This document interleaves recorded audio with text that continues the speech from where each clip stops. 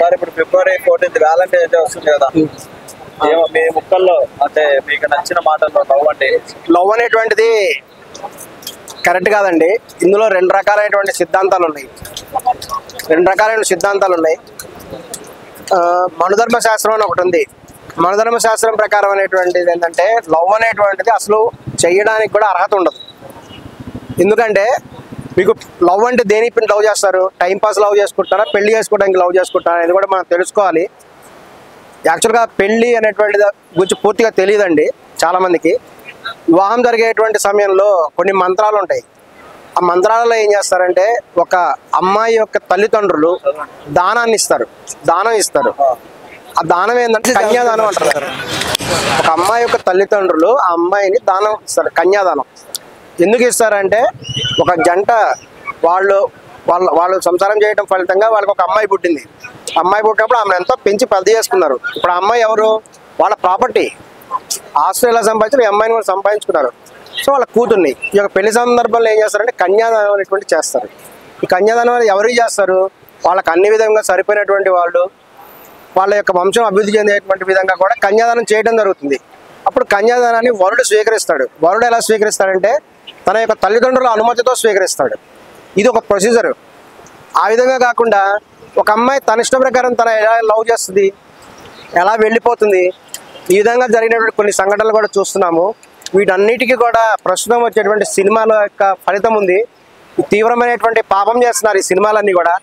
సినిమాల్లో చూపిస్తారు, ఏదో ఒక వ్యక్తి ఉంటాడు, రోడ్డు మీద వెళ్తూ ఉంటాడు, ఒక అమ్మాయి కనిపిస్తుంది, వెంటనే అమ్మాయి లవ్ చేస్తాడా?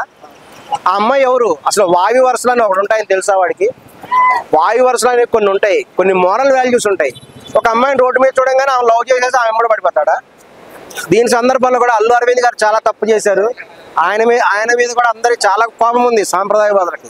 అల్లు అరవింద్ గారు తీసినటువంటి అనేక సినిమాలు, దిల్ రాజు గారు తీసినటువంటి అనేక సినిమాల ద్వారా కూడా ఇవన్నీ కూడా చూపిస్తున్నారు. చాలా తప్పది. దీన్ని తీవ్రంగా కూడా ఖండిస్తున్నాం. సినిమాలు సమాజం మీద ప్రభావం చూపిస్తున్నాయి. ఏమండి ఎందుకు తప్పండి అని కూడా అడుగుతున్నారు. రోడ్డు మీద కలిపి వెళ్ళిన ఒక అమ్మాయిని లవ్ ఎట్లా చేస్తాడు? ఆ అమ్మాయి ఇలా బంధువు అవుద్దాం, వీడు చెల్లి అవుద్దేమో ఎవరికి తెలుసు? చూడంగానే లవ్ చేస్తారా? తప్పు కదా అది. అసలు చాలా సినిమాలు ఉన్నాయి. శాస్త్రం ఏం చెప్తుంది సార్? శాస్త్ర ప్రకారం ఏంటంటే ఒక సినిమా చూసాము, అదుర్స్ అనే సినిమా ఉంది. అదుర్స్ అనే సినిమాలో జూనియర్ ఎన్టీఆర్ గారి డైలాగ్స్ ఉంటాయి. అందులో బ్రహ్మానందం ఒక అమ్మాయి లవ్ చేశానని చెప్తాడు. కామెడీ సీన్ ఉంది. అప్పుడు ఎన్టీఆర్ అంటాడు, మనం కూడా లవ్ చేయొచ్చా బ్రహ్మగారని అడుగుతారు. లవ్ అనేటువంటిది చేయడానికి సాధ్యం కాదు. లవ్ అనేటువంటిది కూడా చేసుకున్నా కూడా మనం చరిత్ర పురాణాలు కూడా చూస్తే ఎలా ఉంటుందంటే ఒక రూల్ అనేది తేవాలి. ఎలా అంటే ఈ యొక్క వాళ్ళు వివాహం చేసేటప్పుడు ఎట్లాగో వాళ్ళకి అన్ని విధములుగా సరిపడినటువంటి వాళ్ళనే చూస్తారు. ఒక పేరెంట్స్ కంటే కూడా, తల్లిదండ్రుల కంటే కూడా తమ కుమారులు కానీ కుమార్తెలు కానీ మంచి కోరుకునే వాళ్ళు ఎవరైనా ఉంటారా? వాళ్ళని మించి ఎవరు మంచి కోరుకోరు. First పేరెంట్సే important. పేరెంట్సే వాళ్ళ యొక్క సంతానం మంచిగా పెరగాలి, మంచిగా అభివృద్ధి చెందాలని కూడా చూసుకుంటారు. ఒకవేళ లవ్ అనేది కూడా చేస్తే వాళ్ళ యొక్క పేరెంట్స్ అనుమతితోటే కూడా జరగాలి. అనుమతితోటే వివాహం అనేది జరగాలి. కానీ తల్లిదండ్రులు అనుమతి తీసుకోకుండా మాకు 18 ఏళ్ళు వచ్చినాయి కాబట్టి మేము మేజర్స్మి కాబట్టి మా ఇష్టం వచ్చి మేము లేచిపోతాం అనేటువంటిది కూడా కరెక్ట్ కాదండి. దీన్ని తీవ్రంగా కూడా ఖండిస్తున్నాము. అదేవిధంగా విశ్వ హిందూ పరిషత్ అనేటువంటి వాళ్ళు ఒక యాక్టివిటీ చేస్తున్నారు. అదేంటంటే వాళ్ళు ఫిబ్రవరి 14న వెళ్తారు. వెళ్ళేసేసి ఎక్కడైతే జంటలు కనపడ్డాయో వాళ్ళకి పెళ్లిళ్ళు చేసేస్తారు. విశ్వ హిందూ పరిషత్ వాళ్ళకి బజరంగ దళ్ళు వీళ్ళందరూ కూడా చేస్తున్నారు కొన్ని సంస్థలు. మేము వాళ్ళని ఒక క్వశ్చన్ వేస్తున్నాం, మీరు ఓన్లీ ఫిబ్రవరి 14 ఎందుకు చేస్తున్నారు? సంవత్సరం అంతా చేయొచ్చు కదా. మీరు కేవలం డ్రామా ఆడుతున్నారని కూడా మేము భావిస్తున్నాము. మీరు నిజంగా సాంప్రదాయాలను గౌరవించాలనుకుంటే సంవత్సరం మొత్తం చేయండి, సంవత్సరం మొత్తం జరగండి. ఎవరైతే అనైతికంగా ఉన్నారో అనైతికంగా ఉండే వాళ్ళని ఖచ్చితంగా ఖండించండి, నైతిక విలువలను చెప్పండి. ఈ విధంగా కూడా ప్రభుత్వాలు నిర్ణయాలు తీసుకోవాలి, సినిమాలు కూడా తీయాలి. ప్రజలలో నైతిక విలువలు అనేవి పెంచాలి. నైతికతో కూడినటువంటి ప్రేమలు ఉండాలి. కానీ అనైతికతో కూడిన ప్రేమలు మాకు 18 ఏళ్ళు వచ్చాయి. కానీ ఇప్పుడు రీసెంట్గా ఒక వివాహం జరిగింది. ఒక స్త్రీ ఉంటే ఒక వ్యక్తి ఉన్నాడు, అతనికి తన ఫ్రెండ్ ఉన్నాడు.